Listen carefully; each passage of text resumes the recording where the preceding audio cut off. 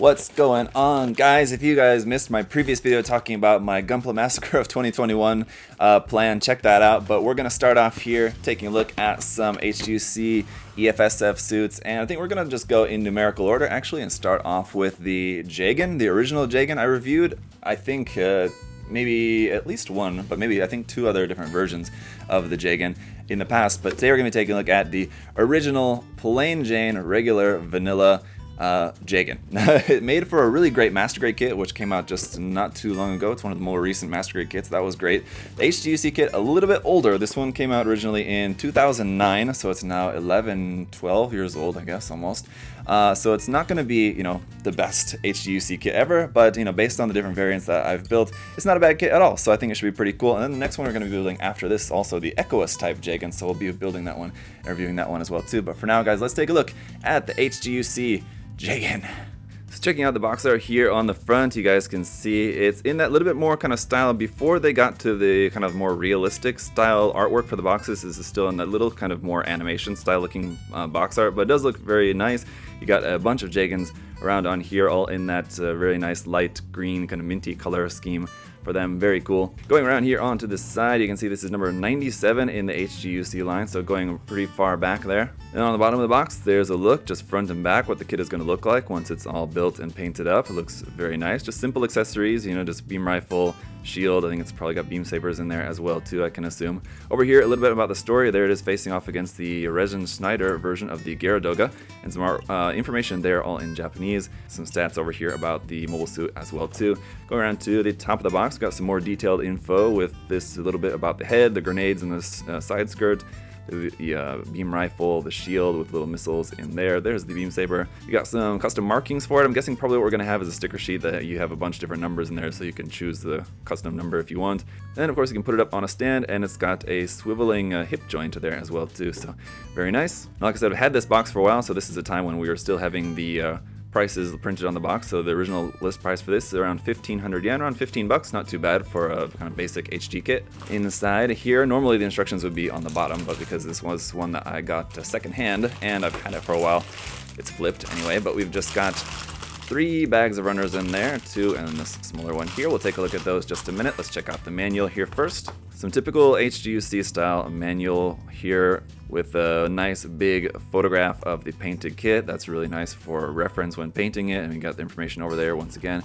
On the back side, just some more photographs, which are also great for some posing ideas. If you guys kind of struggle with posing your kits, just look at the pictures in the manual. Try to recreate that as best you can. It's always an easy way to go about doing it. And then we got the color guide down there at the bottom as well. Opening it up to the center pages, we got a lot more stuff over here about Char's Counterattack. Some other HGUC kits from the line, the Yakudoga, one of my favorite HG kits, the Gyaradoga, the Sazabi, the New Gundam, the Rigazi, and the Jegan there. So we got kind of everything all laid out for you guys. Then some more information over here just about the Jegan itself, some more action poses just kind of on the ground there. It does look quite nice. So alright, let's go ahead and check out this part. We got our parts list here, just A, B, C runners, and a D runner. So pretty minimal, not a ton of parts for this, should be pretty simple construction. Just goes through that there, and that's it. So let's go ahead and check out the runners. So you guys will be pleased to know there's no foil stickers for this kit whatsoever, just these marking stickers here, one V for the crotch V there, and then the rest of these are just EFSF logos on there, Londo Bell logos, and then like I said, numbers in 2 different size fonts for you to choose a custom number on there if you want. PC 132 for our polycaps here in gray. And SB5 for our beam saber effect parts. This is a little bit more rare one that I don't know if I've seen all that much. This is, they're kind of a little bit more flat and slightly kind of have like a little bit curved shape. So a little bit different shape to these. That's kind of interesting. Did not know that this kit came with these more, slightly more unique beam saber effect parts here in clear pink. But alright, then checking out the A runner here, it is in 4 colors. So we have some very kind of muted blue color up there at the top, some red over here. And then just mostly just kind of a medium gray color throughout the center for weapons parts and hand parts and stuff. And then one clear blue part there for the visor.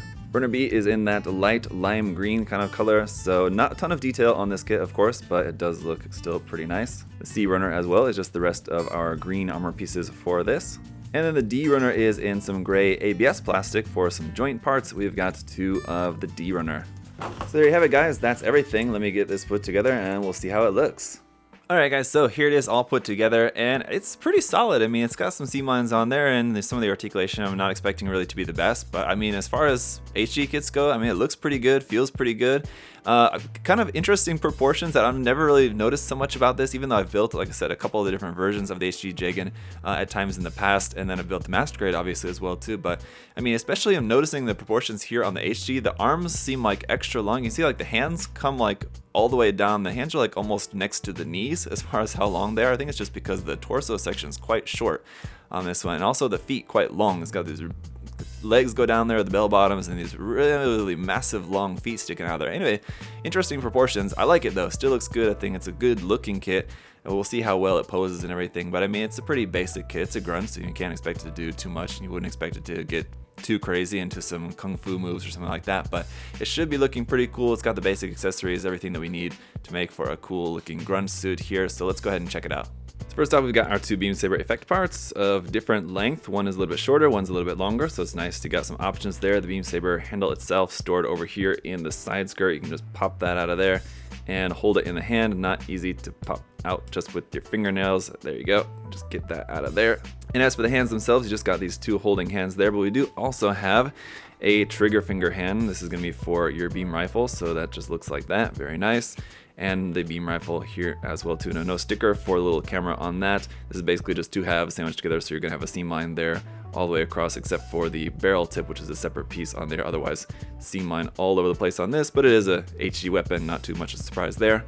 And finally, the shield, which does look really nice with the red separate pieces there for the missiles. As you can see, I did stick some of the stickers around on the kit. There are still a few left over, so you've got some options there for the stickers. As for this V one there on the crotch, really it would have been better as a foil sticker. Obviously, as a separate piece would be ideal, but if anything, a foil sticker would have been better on there. These kind of like sticker decals on like a color adjustment bit like that, not really going to be working too well. Doesn't look very good, but on the back side of here is just our connection piece. So you've got the option whether you want to connect this onto the side or the back of the arm by just choosing where you plug that onto this connector there. I always prefer the shield on the side of the arm rather than the back side, so that just plugs into the back of the arm like that. And you can also plug it onto either side, either the left or the right. You've got a hard point there on either side of that. Also here on the side skirt, not necessarily an accessory, but just this the grenades here. You can also open this little hatch here. Again, maybe easier to do with some tweezers or a knife or something, but you can open that up to make it look like he's grabbing the grenades out of there, or those are launching out of there or something like that. But that's cool. That's a little hatch that opens like so. As for the articulation, the head will go up to about there, which is pretty good. Nice and far upward movement there, down all the way to there. It does have a double ball joint, so you've got kind of the chicken head movement there like that for that. It looks pretty good. The shoulder joint will swing forward and back a little bit, but it will move upwards a little bit better as well. The shoulder armor itself moves on its own, but you can move that up, bring the arm up to a pretty good height. It's not like straight up, but it's pretty good for an older high grade kit, definitely. The arm will just rotate there at the top, and just a single joint there in the elbow, giving you about a little bit more than 90 degrees maybe, and then the wrist is just on a ball joint. So I mean, kind of just, you know, nothing great there in the arms, but enough. Around here on the back, these bits here can move up and down. Also, this big main center thruster belt can also move a little bit, but basically just kind of want it to be like that. The side ones there are just stuck in place. In our very basic torso here, this can basically just rotate there, and you can pull it up off the ball joint a little bit in order to get a little bit more of an ab crunch there, forward, back, side to side, by basically just kind of pulling that apart a little bit, and then you can just pop that down back on there for it to be fully connected. Obviously, the skirting armor, we only really have side skirts, no front and back skirts, so those will just move up and down plenty out of the way like that to bring your legs out to the side, because the legs aren't going to be able to move that far out to the side because they're just ball and socket joints, so that's about the extent of their range side to side. You're not going to be able to get the legs very wide, but you are able to bring them pretty far forward, obviously without any front skirt on there. Got a double joint here in the knee to get a pretty good bend there as well. The feet will move forward up to there, back down to there. Now they are unfortunately just one piece, so you don't have like this front part of the foot can't bend down on its own. Unfortunately, it's just one big solid chunk, so that will move forward and back, and a little bit side to side here as well too, but it's got kind of these long bell bottoms hanging down over the sides of the feet, kind of get it in the way from that being able to move too far. But underneath the feet, you got full detail there, no hollow spaces or anything, so that's nice. Got this thruster belt up underneath the back of the leg there. As for seam lines here on the back of the leg, in the center part, that's meant to look like a panel line detail, but then at the top and bottom of there, you got a little bit of a seam. Now you could just turn that into a panel line going all the way down the back, or you're gonna have to do some work to get rid of those seam lines there at the top and bottom. Now the thigh and the forearm do also seem to be intended panel lines there. Now, so there's a little bit of a groove there between the two pieces, so you will have that as an actual panel line rather than a seam line there, but you could still get rid of that, I guess, if you wanted to.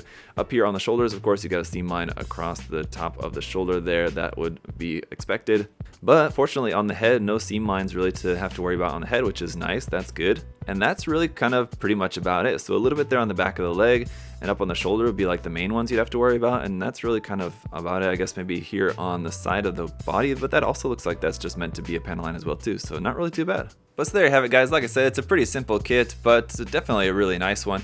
A couple things also to note, that the beam rifle, when not in hand, there's nowhere to store that. You can't like plug it onto the back skirt or something like that or anything on this, so that's unfortunate. I mean, maybe it would have been cool if there was a way to plug it onto there, but also kind of the backpack seems like that might be in the way of that if you wanted to anyway. Also, you can plug it onto an action-based adapter. There's just underneath the kit just the standard 3mm hole there for plugging it onto just a kind of standard 1/44 scale action base here from Bandai, so that's nice. So definitely a great kit for what it is, I think. Could it be better if they were to do like some sort of revived version or something like that of it? Yeah, sure, of course. If you wanted a better version of the Jegan, then just go for the master grade, honestly. It's a relatively inexpensive master grade and really quite nice, but if you wanted 1/44 scale version, this one is still pretty great as well too, despite it being a little bit older.